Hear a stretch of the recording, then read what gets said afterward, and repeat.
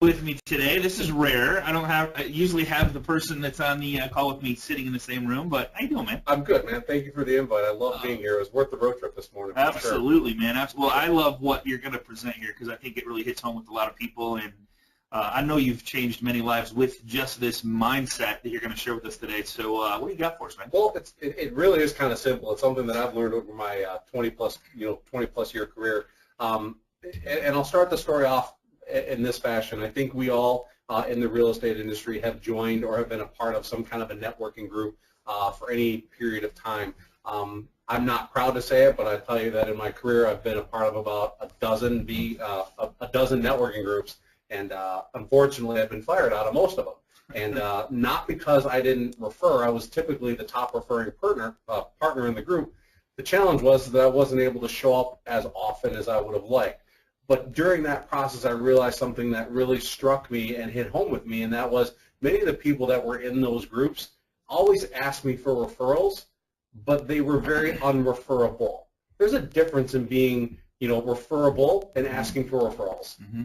Scott, when you think about what it means to be referable, what do you think about when somebody says, hey, can you refer me to a housekeeper, or can you refer me to somebody? What goes through your mind when that happens? Well, I think of myself as how am I going to look if I was to refer you somebody, mm-hmm. and what they're going to think of me, mm-hmm. not necessarily the person that I referred to you. Like, mm-hmm. So my name is on the line, and I take that very seriously. Correct. And so behaviors that you demonstrate, or the person that you're going to refer demonstrate, is key. I mean, the real premise on what our businesses are created on is really relationships. You can talk about marketing, you can talk about anything that you want as it relates to lead generation, but at the end of the day, I don't think there's a single person on this call who doesn't value the power of a referral. I know that every time I got a referral, and when I get a referral, the feeling that I get is just it's so valuable. It validates who I am as a person. Absolutely. And really the call today that we're doing is really built around being proactive as opposed to reactive, and that really becomes a mindset that you kind of have to have if your goal is to try to generate business from your relationships. A lot of us go through our business and just kind of accidentally stumble into relationships because we happen to be at the right place at the right time, but I wonder how many of us really learn how to orchestrate referable moments. How many of us actually really pay attention to those things that happen in a transaction that a client becomes receptive to our, to an ask of, can you refer me? So, I love this quote by Annie. It says, how we spend our day is, of course, how we spend our lives. And I know a lot of us, and I'm guilty of it too, there are days that I feel like I just chase my tail. There's days that I chase my tail because I feel like I'm chasing things that are simply always out of reach. And I think one of the biggest challenges that we get into when we get into real estate is really simple. We start with this mindset that it's all about us. We start in that bottom corner where it's survival. When you get into this business, you are in a self-centered survival mode. Means that you're just trying to find a way to pay your bills and to bring in revenue. So you're doing anything and everything you can just to chase that deal and to get a deal to come in and to get it to close. But as you progress and you survive through the business, you eventually start creating more opportunities and you find a little bit more stability, and you start to develop a business, which means that you have some predictability. You're not just chasing yourself every single day, and you have some relationships that are sending you business, and you have a network and a database that are yielding some income results, which is great. But as you move forward into a career, and this is a business that you're going to stick with, I remember I was, I think it was 2002, and I'd been in the business since '96 at the time.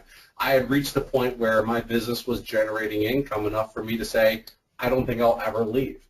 As much as I struggled with it at times, there was a time that I just felt like I could never make the money that I could make in this business anywhere else with the freedom. With the freedom. And with the freedom comes a little bit of challenge because there is nobody leading you or mentoring you or coaching you. You're kind of figuring it out on your own and by yourself. And I think a lot of the times when we get into our transactions with our clients, we find ourselves trying to satisfy their every whim. I was told early on that you never the tail wagging the dog. And that meant to me, it just meant that when a client comes and sees you, they're really just a whiteboard. They're looking for your knowledge and your guidance and your direction. And so many times I feel like we believe that the clients know better than we do. Or we're so afraid of offending the client, or we're so afraid of saying something or doing something that the client says, that doesn't work for me and I'm out. And we'll go through this as the class progresses, but you'll start to see that a lot of what we do and a great deal of success is missed because we're not spending our time really looking at it and saying, how can I manage these relationships? You know, there are three things that realtors and lenders really get paid to do. I was told this, you know, at least 15 plus years ago. The one thing that we get paid the most to do is we get paid to manage people's fears and expectations. When we are asked what we do as a realtor, as a lender, I think that's our number one value-added proposition to our clients.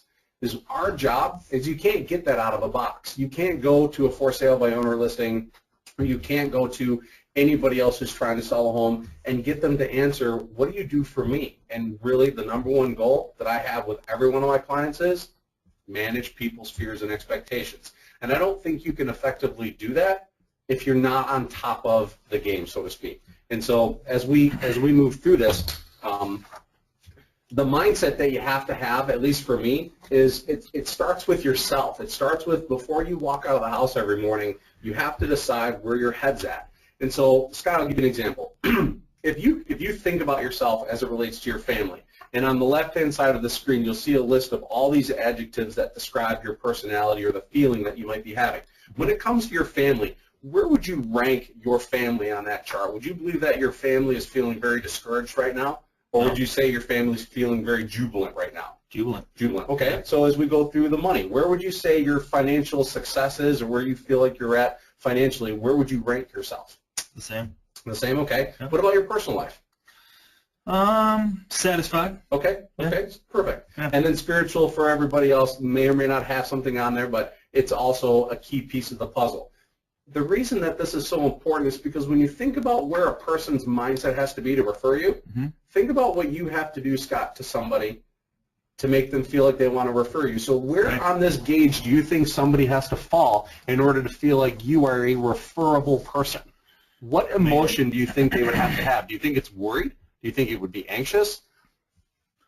I think that the people will be worried and anxious and discouraged, maybe.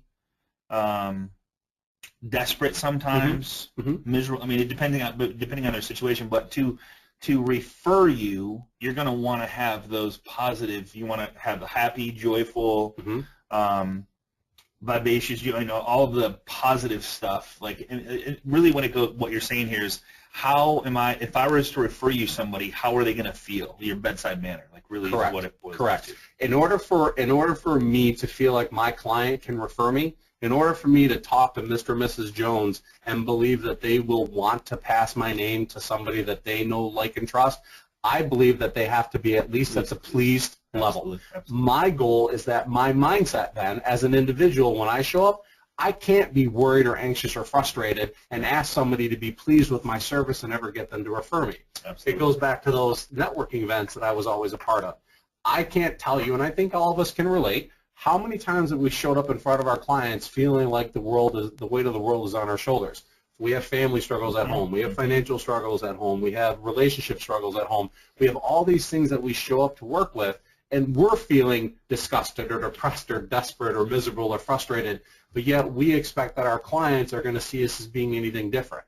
And the crazy part about it is, when you smile over a telephone, people know it, don't they? They can sense that you're smiling. You know, and that pays homage to a very keen sense that we all have, and that is, when you're feeling happy and you know that everything is going good and you're very satisfied and you're very pleased with where your life is at, chances are your clientele that you're working with is going to feel the same way. And with, you know, the point of this whole presentation or this message is, if your mindset is anything less than being satisfied and pleased with where you're at, you're going to find it very difficult to be able to leverage those relationships that you're creating. I had a conversation with you, Scott, the other day, and I called it the breeding principle. And it really goes to tell you that, you know, when you have one relationship, the opportunity that relationship can give you is infinite. You know, I have relationships. I have one relationship specifically that stands out that I've had since 1997 when I first got into business. He has yielded me 36 transactions by 15 of his normal referrals based on his colleagues and his family, but those family members and their friends I've been able to do business for. And I really think that as we dig deep into who we are in order for us to be referable people, in order for us to really capture the opportunity, because this isn't something that costs money. Right. This isn't something that you have to pay a service fee. This isn't something that requires you to sign up as a monthly subscription. This is really just showing up, being the person that you want to be, so that people can make you a part of their life and think of you that way. I don't think any one of us shows up to work feeling frustrated, or we don't want our clients to feel like we're frustrated. Sure. You know, how many times have we been in conversations and people say, oh, I'm fine, nothing's wrong, I feel fine, everything's good. And the reality is, you know that there's something deeper. Right. The hard part is that when you do that, you become less referable, because your clients don't see you as being in that position of being happy and pleased. You know, it's funny that, you know, the hardest part I think for most, being like going back one screen, is the survival mode and the stability mode. Like in between, you know, that when people first start out, you know, you are worried, you know, there's going to be some frustration. Go back. You know, let's not discount this. The time that it takes to go from survival to stability isn't months. We're talking, I mean, for me, and I'm not the sharpest pencil in the box, but it literally took me about 4 or 5 years to literally get out of that mindset to where I felt like I actually had a business that I was building. Mm-hmm. And it was not done because I had coaching or mentoring. It was done because I just wanted it. I wanted it more than anything else. I wanted to be in this business because it afforded me so many luxuries that I couldn't have in any other business. Yeah. And when you think about the time that it takes, I mean, I'm just now at a place in my career where I'm bridging the gap between the success and the significance. And like I said, I've been in the lending industry now for over, you know, since 1996.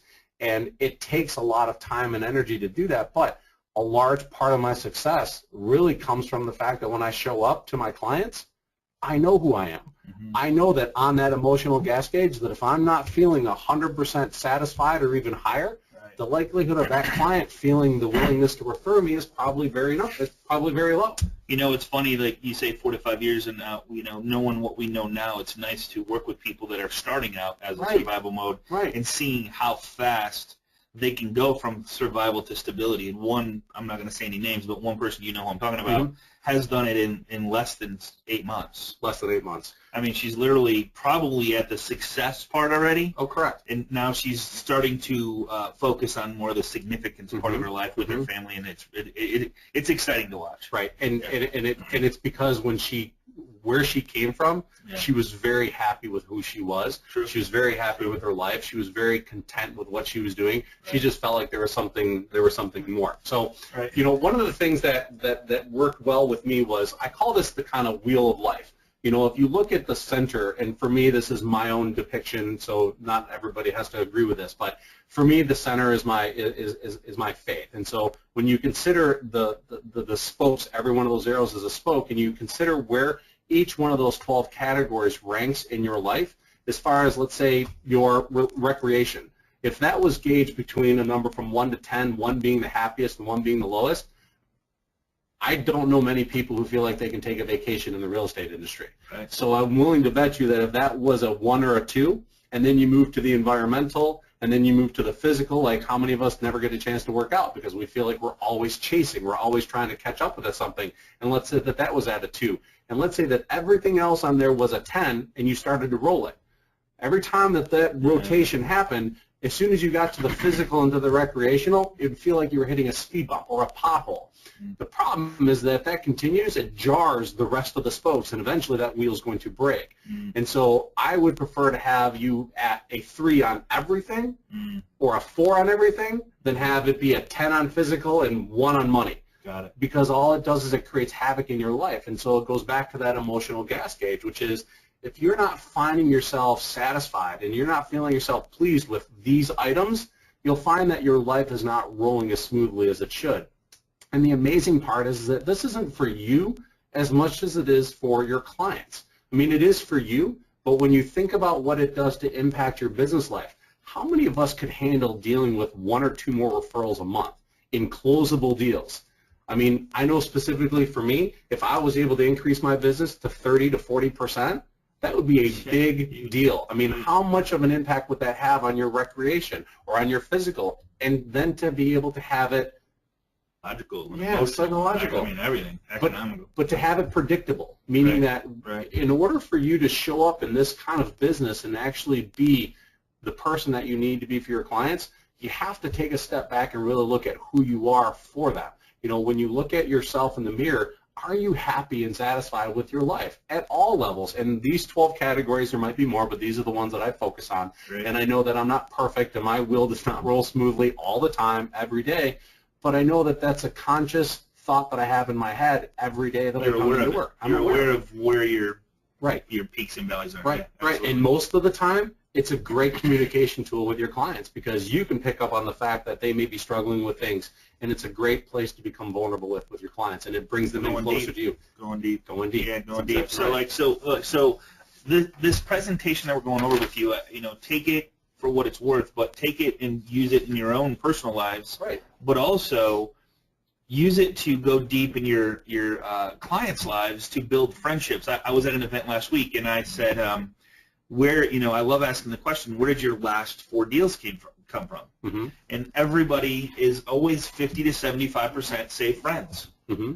I'm like, well, this is going to be easy. Mm-hmm. I just have to help you find more friends. Right. So how do we do that? Well, if you start to go deep with the current friends that you have and really get to know them, and they know, like, and trust you, and you know, like, and trust them, like you said, 36 transactions from one friend times 100 friends makes for an amazing career. And it's only 100, you know. And it makes for a career where you're not, right. you're not constantly having to convince people. Right. Yeah, you're not having to convince people that Right. you're the right person for the job. Right. They know you're the right person for the job because they know that you're happy and satisfied. And happy and satisfied people attract happy and satisfied people. No question. You know, when, you know, the statement "birds of a feather," I can't tell you how many times I've said, I don't want to refer them. I don't want to ask for referrals from this client. Right. They're not the person that I want my business to be built around.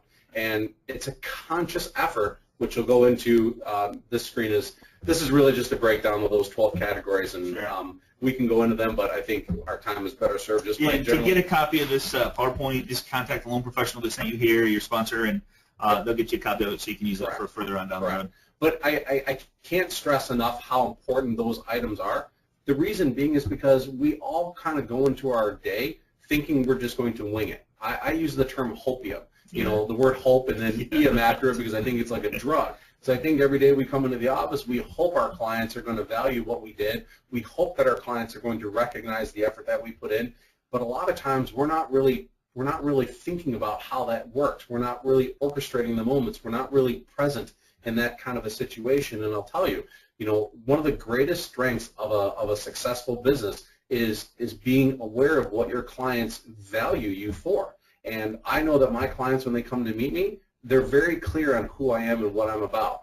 There's no question that when they leave that they know my business is 100% referred. They know that my business is really dependent on my ability to make them so happy, you know, elated with who I am, but they're going to go back to that referral partner and say thank you, and that just perpetuates it. But if I ever stopped being of the mindset where I'm happy and elated and I'm excited, you know, my clientele are going to see that and feel that, and nobody wants to hang out with, you know, a Chicken Little where the sky is falling. Nobody wants to be a part of that. So. Well, think about that. You know, just I don't know why I just had this thought. A lot of times I see on social media where people post negative thoughts, like negative. Hey guys, the you know, the values are down. Want to buy a house? Right. You know, where like heaven forbid I sell my house because like values are down. I wouldn't want to do that. So you got to really think through like what you were portraying yourself on social media, because I was listening to the radio on the way to work this morning, and they were talking about relationships and how it's so open right now. Are you engaged? Are you married? Are you separated? Is it complicated? And should you post that out there for the world to see? Correct. And you know, that kind of sets your your gas tank. You know, if you were portraying sad, unhappy, frustrated, anger, what do you think your friends are going to feel? So you really got to think about that in a social atmosphere, because it's real, guys. I mean, whatever you post, people are going to, especially in print with no video, people are going to take it however they want to take it. And so that might be, I mean, like sending an email with all caps. God, what's wrong with Doug, man? He's yelling at me right now. You know? So it's just the whole mindset of it. Well, the cool part is that every emotion that we have, we're not saying I'm not saying that the emotions that you have are not real or they're not justified. We all have bad days. We all have down moments. What I'm trying to get across is the mindset that you have to have if you want to be a referable person. And I think every time we have a client that we do business with and we're not able to get a referral out of them, it should be a mirror that we hold up in front of ourselves and ask them why. You know, I can go back and look at the relationships that I've been able to get referrals from, and I can pinpoint certain things that I've done through that process, but it all comes back to one specific thing, and that's my mindset. I believed that I deserved to get that referral, but it wasn't because I deserved it because I had an ego or believed that I had to have it because I was desperate. It was because I believed that I had the mindset that they wanted to refer.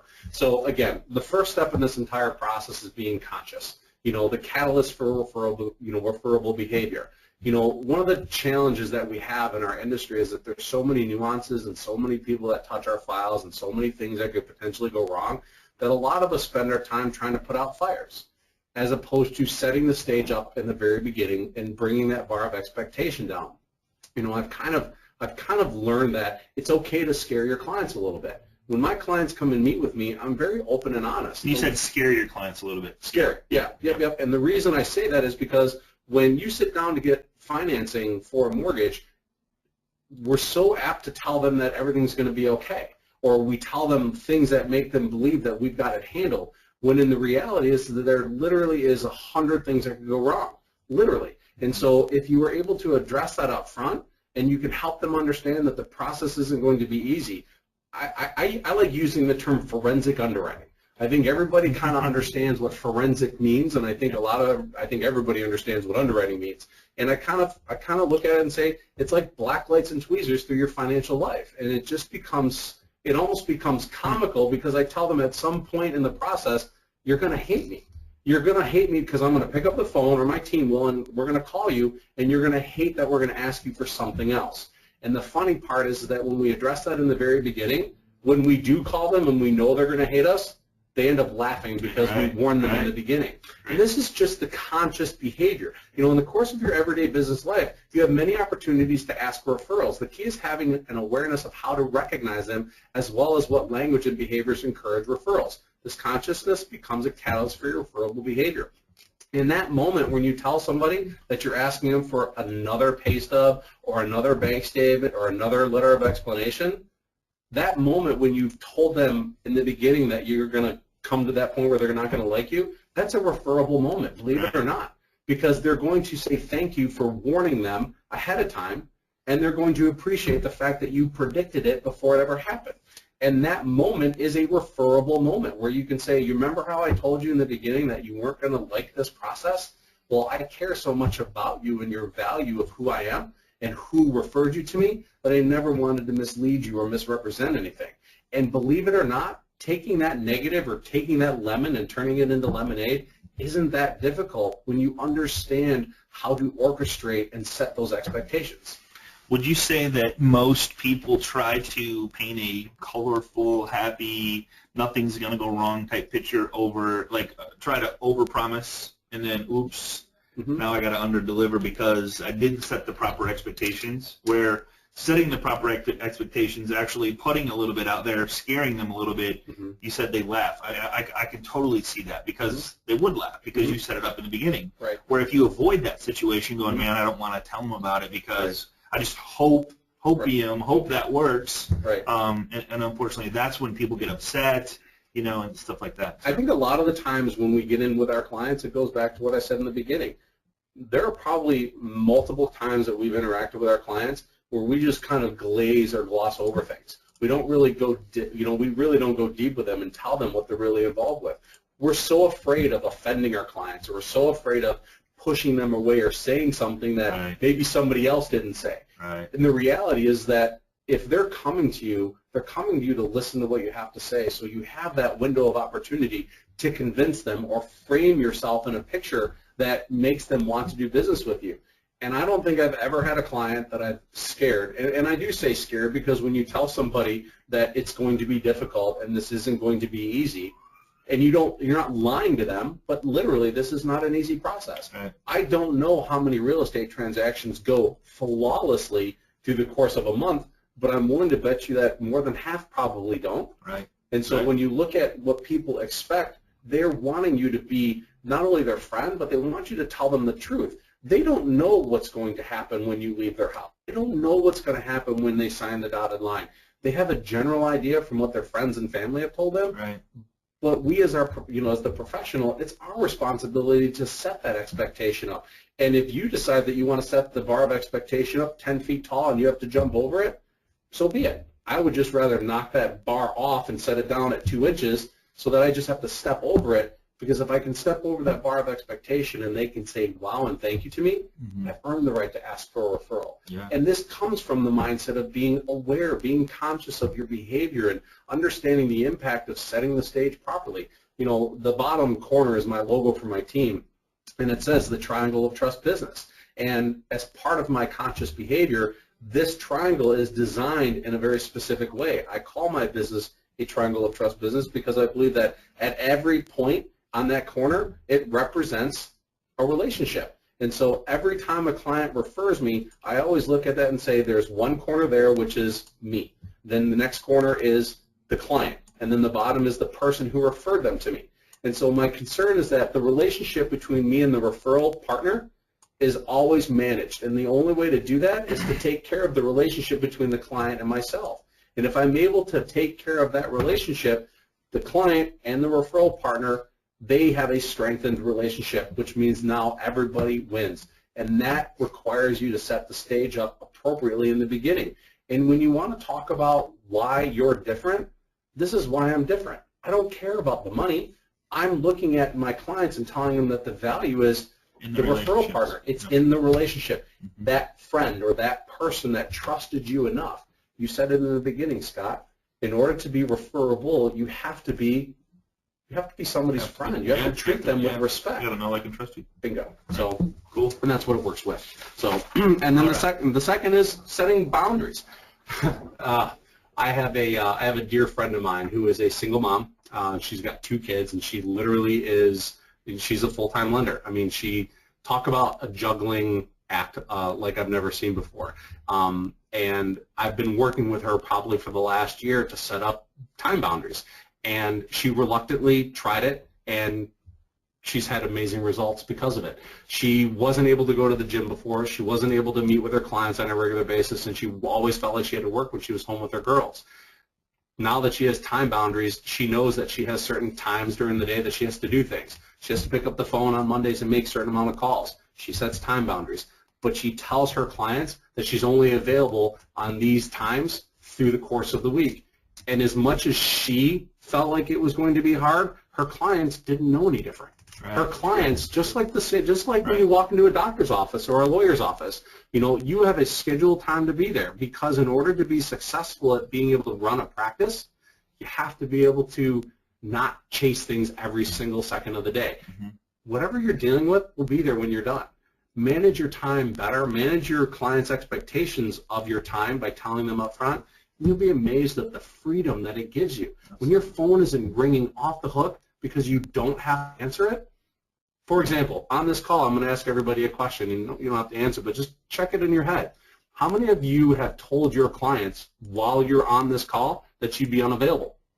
How many of you set the expectation up that between the hours of 1 and 2, or 12 and 1, or depending on the time zone, that you'd be unavailable? And how many of us have had our phones go off since we've been on this call and have had the urge to go, oh, I need to answer it? Right.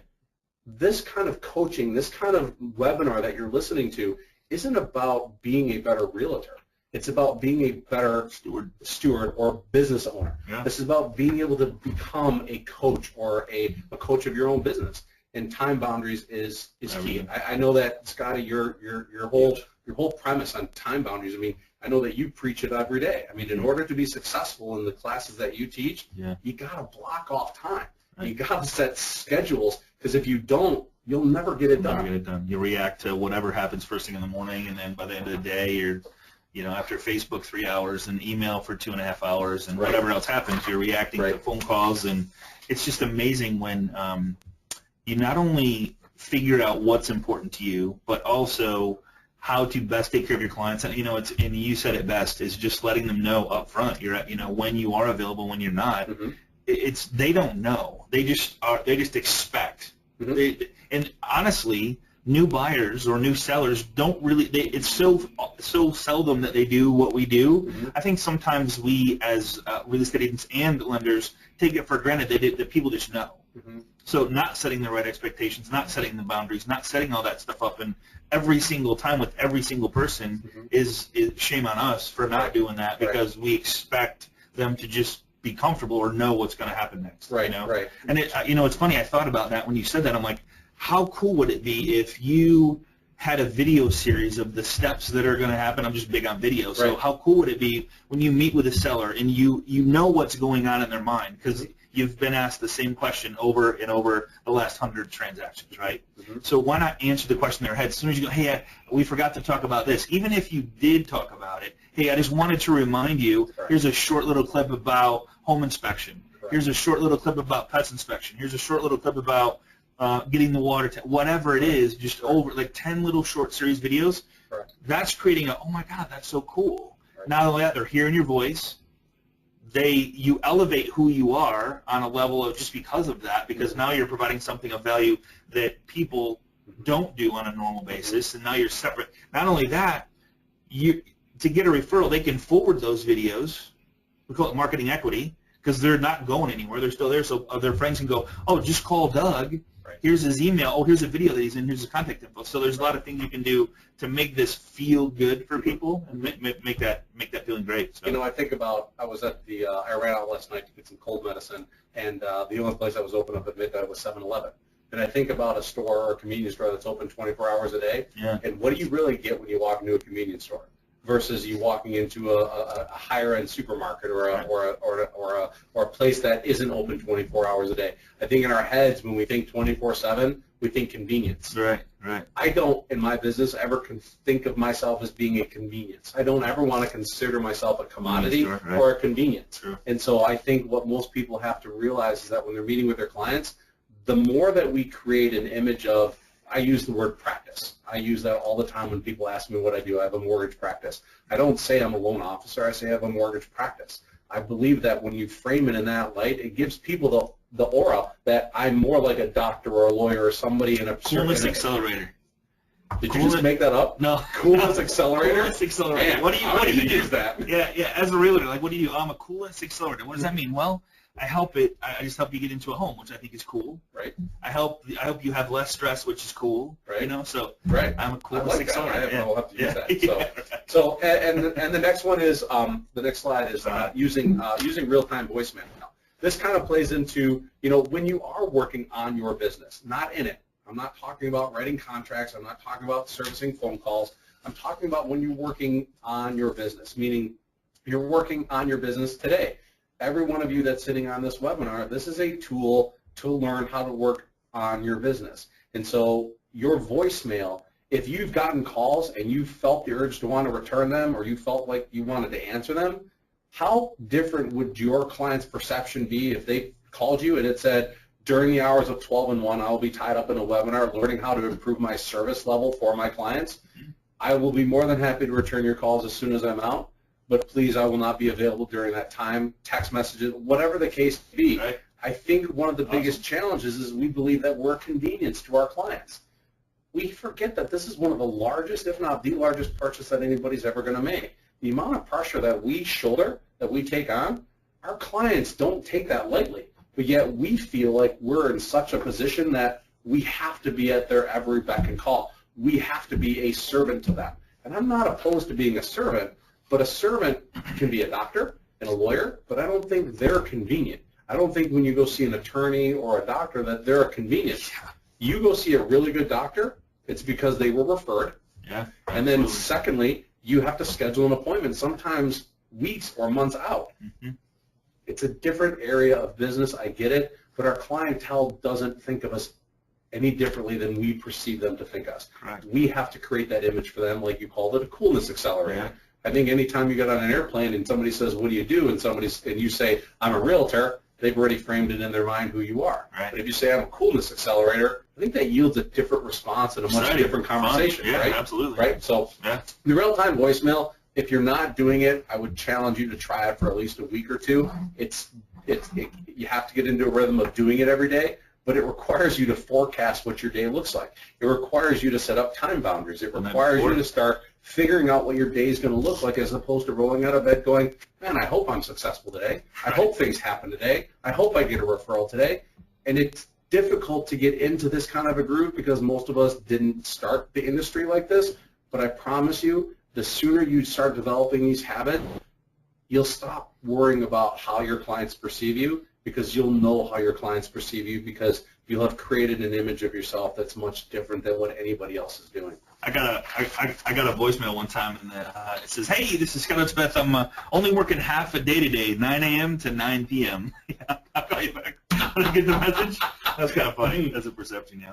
But I wouldn't advise using that. No, I don't think it'd be good either. Yeah. So step 3, planning 2 weeks in advance. I know, Scott, you and Carl and everybody really focus on this a lot. Planning your schedule out 2 weeks in advance is paramount.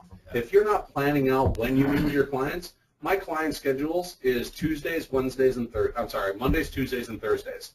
I have 2 kids at home, and my Wednesdays and my Fridays and Saturdays and Sundays after they get out of school are for them. My Mondays, Tuesdays, and Thursdays are my client appointments, and so I'll work late those nights. I have a 4:30 time slot and a 6 o'clock time slot, 6 applications a week. That's enough for me to reach my financial goal 4 times, 4 weeks a month. But the beauty of it is that every time I tell a client I can't meet with you this week, they'll say, when's your next earliest appointment? Right. Now, mind you, you can always adjust. You can always make exceptions to the rule. Absolutely. If you have a situation that warrants it. But getting into the habit of setting up a boundary of what your day looks like ahead of time allows you to approach it with a different mindset. It allows you to believe that during the hours of 12 and 2, I'm working on my business, or I'm writing up contracts, or I'm doing this, and we're so trained and conditioned to go, I just got to do it now. I just got to do it now. I don't want my client to think I don't care about them, or there's some other image that we're going to perceive by being unavailable. We're not a convenience. Right. We are professionals that we have to learn how to run our business. It makes us look like referable. Right. People want to refer people that are happy and satisfied. And we are constantly chasing phone calls and voicemails, and you're not 100% present for your client, I think we lose out a little bit. I think we lose out a lot. We all have the same 24 hours in a day. Correct. And it's amazing how some people get so much more done. Why is that? Because they plan it out. And the 2-week chunk, guys, the 2-week chunk is one should have a 12-month goal, and then you back it up with the 90-day goal, and then you back it up with an every other week goal. And if you have to be, it keeps you on track for your 12-month goal if you're working on your every other week goal. Mm-hmm. And, we have daily stuff that all of us do on a daily basis that I know Mondays is this, Tuesdays is this, Wednesdays, Thursdays, and then Friday's off. So, like, if you know exactly what you're supposed to do that day, whether it's connect, engage with past database, whether it's call people that are in the process that you've met over the weekend, whether it's check in on the loans that are in process, or whatever it is, each day has to be part of that, and they come accustomed to that, which makes them feel good. Correct. Step 4 is this. Hold up before you pull up anymore. What's one thing in your environment, which means one thing in your work life, that you really don't like? There's probably thousands of things out there that people will cite. Mm-hmm.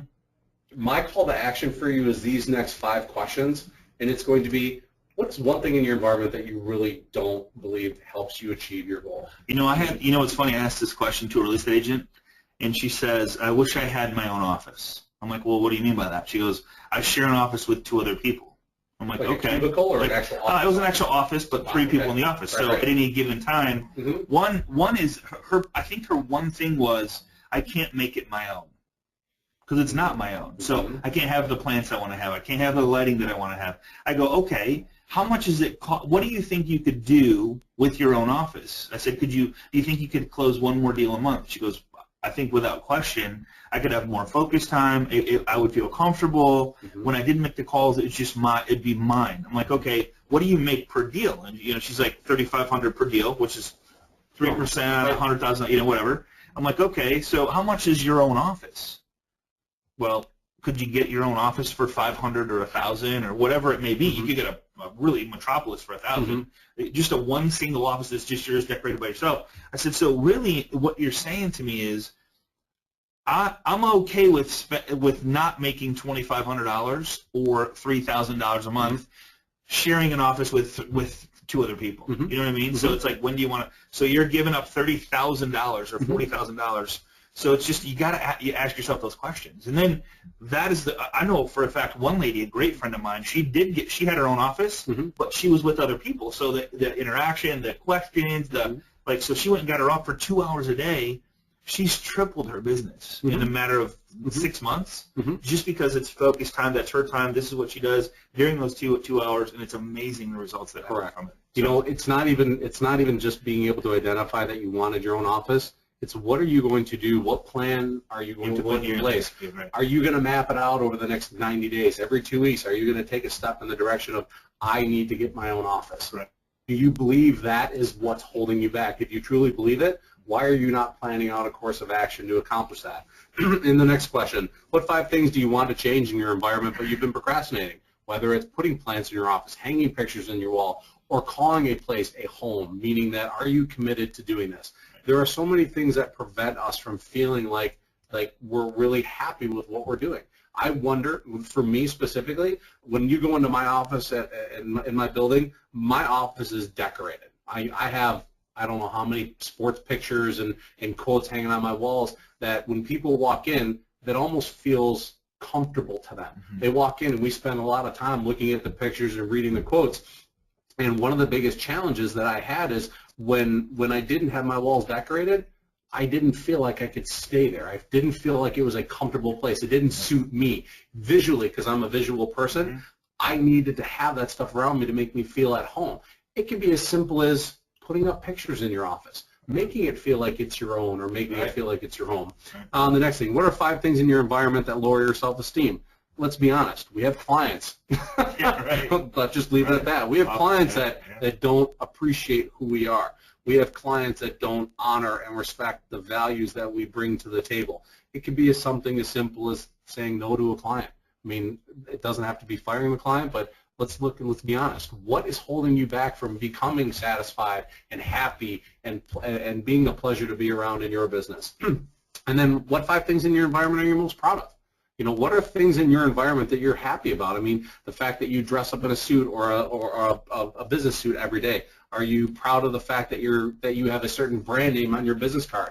Are you proud of the fact that when you walk into the office, everybody knows your name? I mean, those are almost an affirmation. Those are things that, if you pay attention to, that ranks you up when you're not feeling 100%. Those are things that make deposits in your day so that you become more full on that emotional gas gauge that makes you more aware of how you're going to be in front of your client.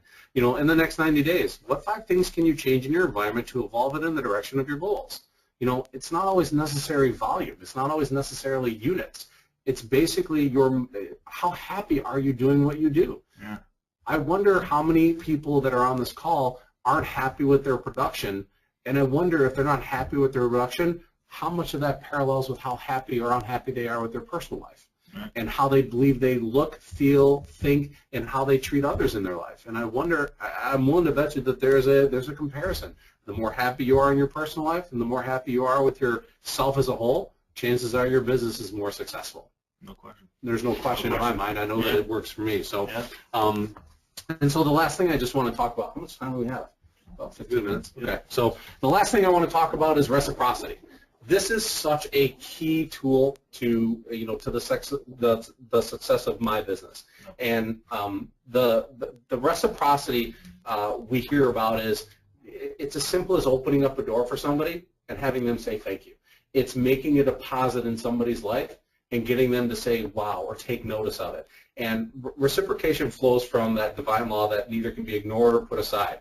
And it really basically says is this definition of what they call law of love is being able to be the person that gives to others. You know, we've heard that phrase, unconditionally, but givers gain. Yeah. And givers gain because when they give of themselves, it comes in 3, 10, 12, 20-fold. It's amazing how when you pick up a phone and you talk to your clients, I always find a way to try and fill a need with them.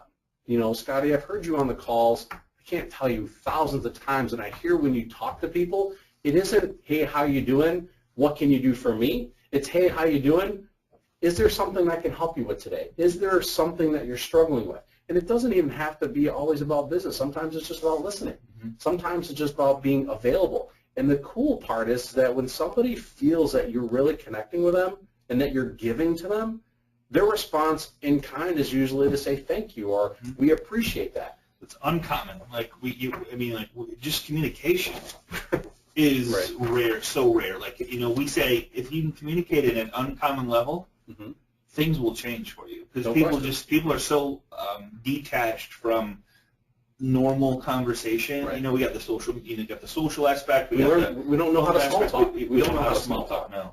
I have 2 young girls that are growing up in this age, and I wonder if they're not going to learn if they're not going to know how to small talk with people. They're probably texting the backseat to each other. Right. And it's funny because I called them down for dinner, and my oldest was upstairs on her laptop, and I had to text her to come downstairs. I want to walk upstairs. I didn't want to yell, and so I texted her and told her dinner was ready. Right. And so I think what we're referring to about communication isn't necessarily just an email or text format. That's a great way to disseminate information, but if a relationship really means something to you, if a relationship is really of value, I think, without question, it has to be done through actual communication, through the exchanging of your voices and tones and your emotions, and it has to be done that way. The law of reciprocity is to what can be best described as transactional reciprocity. That means that in a lot of people, the way that they do business, they expect it. It's a tit for a tat kind of thing. Yeah. I did this for you, now I expect this in return. Yeah. The fact that you believe that diminishes the ability Totally. to gain that opportunity to ask for help or to ask for that referral. Yeah. The problem is that when you show up and you give people everything you have, whether it's in your job or in your family, they give it back to you because it's just nature. Right. We only succeed without having to ask. I don't want to say we don't have to ask, but for me, I know that when I pick up the phone, and there's always a reason and a purpose that I make a call. The reason is, let's say it's to give an update, but the purpose is to find a way to get them to say wow and thank you. And that wow and thank you isn't anything other than them acknowledging that I did something special for them, but the way that I've structured my business, it allows me to ask them for help. And I don't say that I ask them for referral. I say when they say wow and thank you, I said, hey, thanks for noticing. You know what? You know that my business has been built on my relationships, and Mr. So-and-so referred you to me. I need your help. Can you do me a favor? I would really love to work with somebody just like you.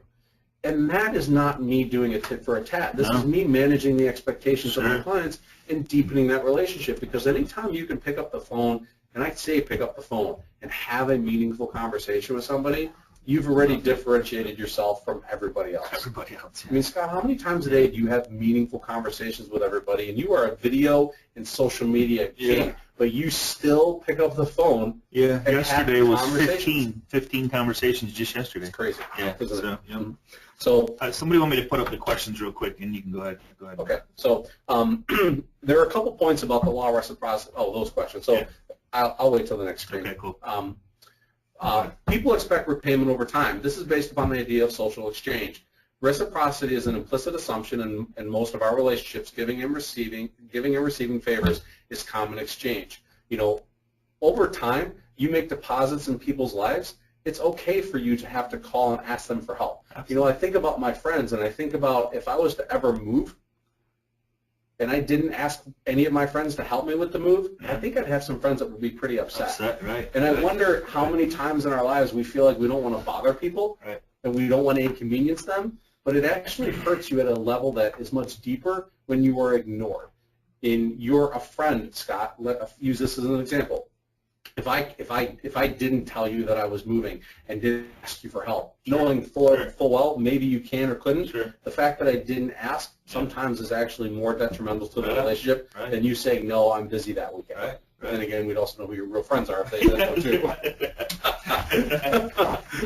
too. So the acts must be mutually rewarding. One of the keys to this is there's a book out there called The 5 Love Languages. Yeah, I was just thinking of that. Yeah, you got to read that. And this is such a powerful message because we all have a emotional currency. We all have 5 love languages that we operate in. We have one that is dominant, and the rest kind of follow suit. Touch and it's touch. Acts of service. Gifts. Quality of time. Words of affirmation. And physical touch. And those are the 5. And so when you look at how you communicate with your clients, and this is really key, sometimes our clients have a different love language than us. If you can pick up on what their love language is, if you can pick up on what it is about you that you can make deposits into their life about, there's nothing that another realtor or another lender or anybody else will ever be able to take away. That's the point of being in a relationship.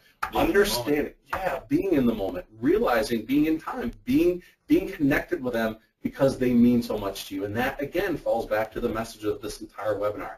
Being conscious of what you're doing every single day with your clients so that you can acknowledge what you're doing for them to help leverage that relationship. The name of the book was The 5 Love Languages. Yes. And I would 100% very highly recommend, and start paying attention. When you read the book, you're going to start seeing what he's referring to as the 5 love languages, and you'll very quickly pick up on your client. You know when someone comes up and like a waitress comes up and touches your arm, she's into physical touch. There's acts of, the 5 that they talk about are everybody has one of them, or 2 or 3. I mean, you can have more than one, but if you figure out which one somebody has as a client, you're, like Doug said, depositing the what's the term? You're depositing into their emotional bank account. Yeah. Right. So you're actually building a very deep relationship that no one else is even paying attention to. One of the analogies that I'll draw on is men and women. We all have different love languages, and sometimes we as men typically do things for our significant other that we would want to have done to us. I know that if I was to come home and wash and wax one of the cars, that my significant other wouldn't care as much about it as I would. So I know that if my significant other comes home and she brings me flowers and a card, I'm not going to be that impressed with it, but she would be.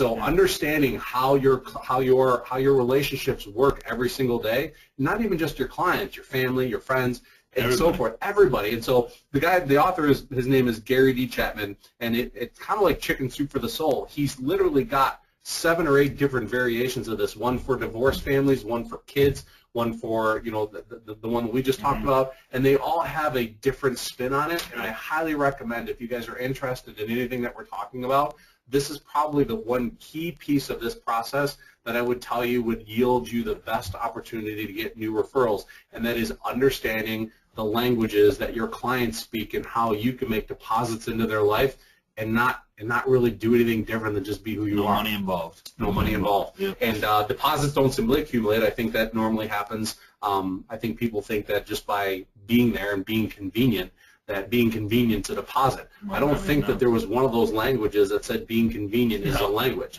I think sometimes we think it could be an act of service, but the reality is that most people don't think you answering your phone at 11 o'clock at night is an act of service. They think of it as a convenience factor. And you can make it work in your own way, but just don't discount the fact that being available at hours that are not normal, those should be moments that you were able to capitalize on inside of the relationship.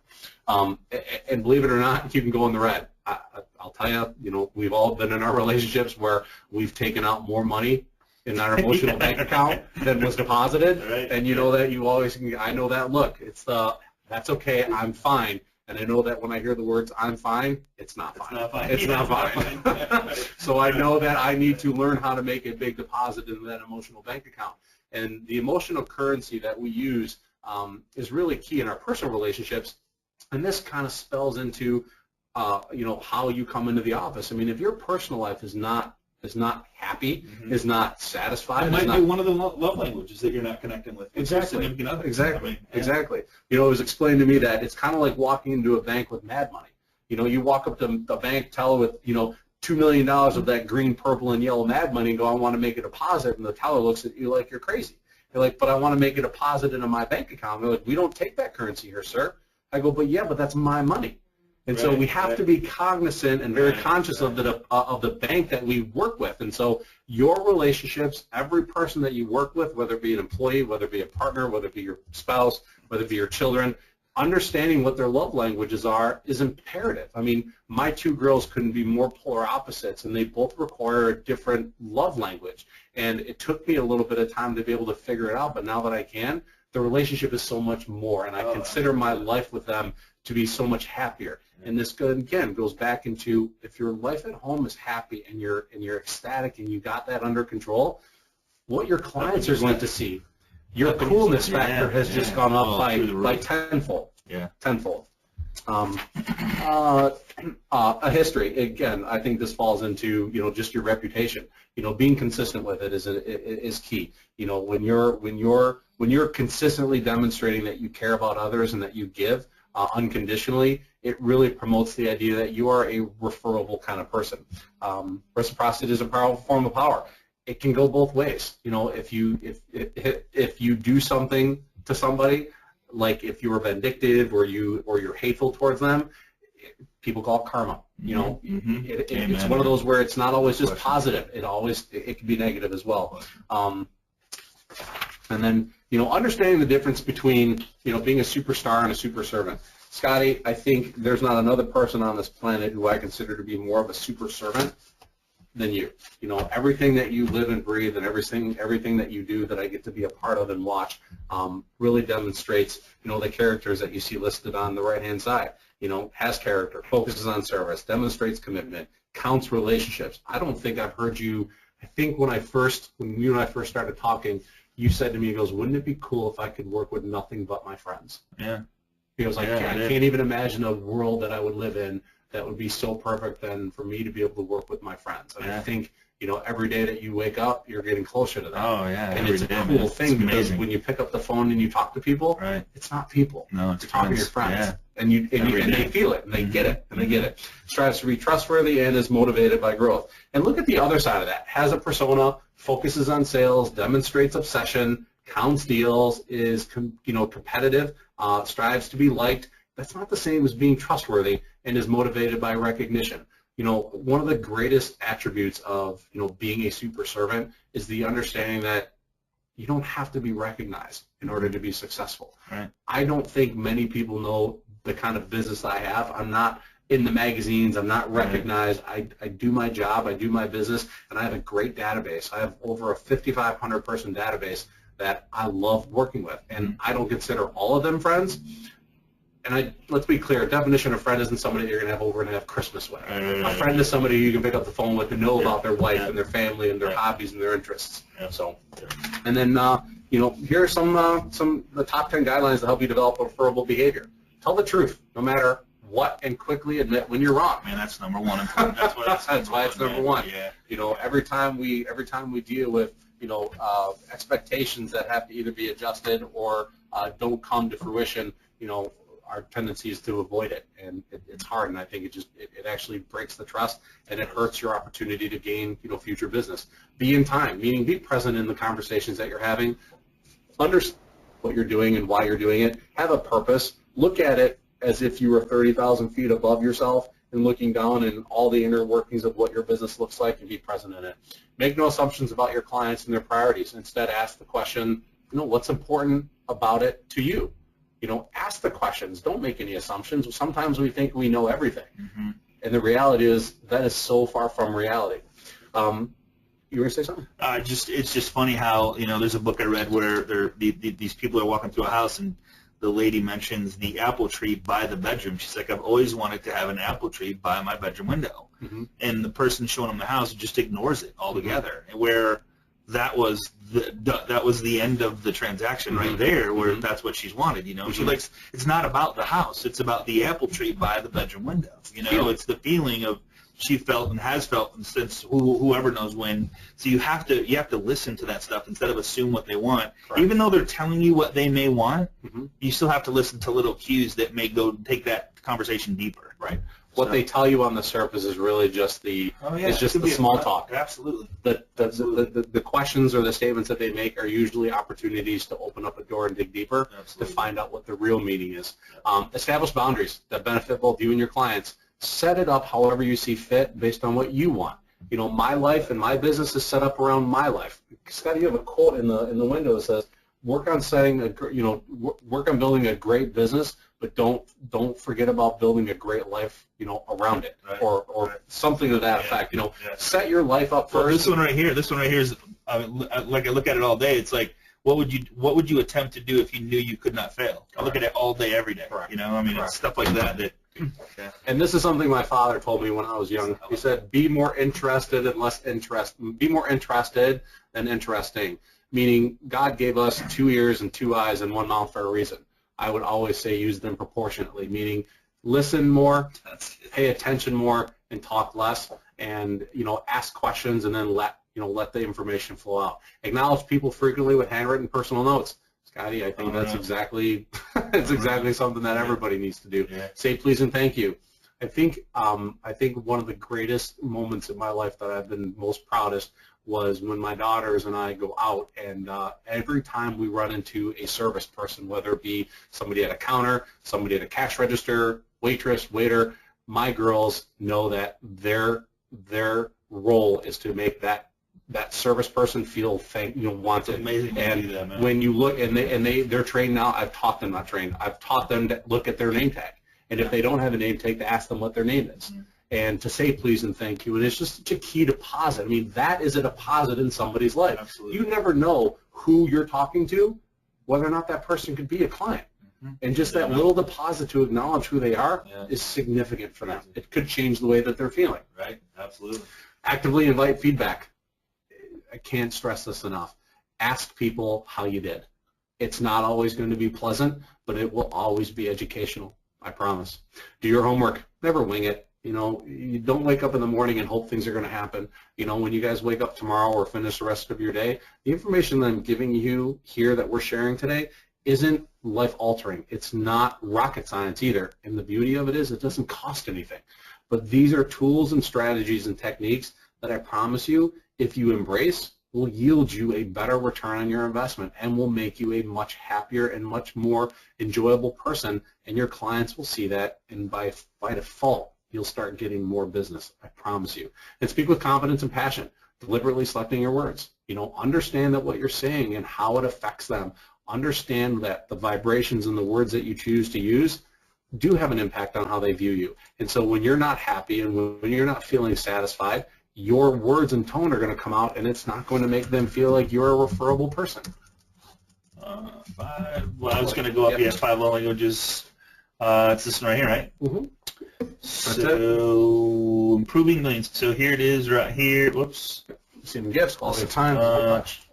So it's actually right here. So the 5 love languages by Gary D. Chapman. That's it. Yeah. So you got it. That's the book that we recommend. I've read it. It's an awesome book. The other one that I would highly recommend is the 7 Levels of Communication.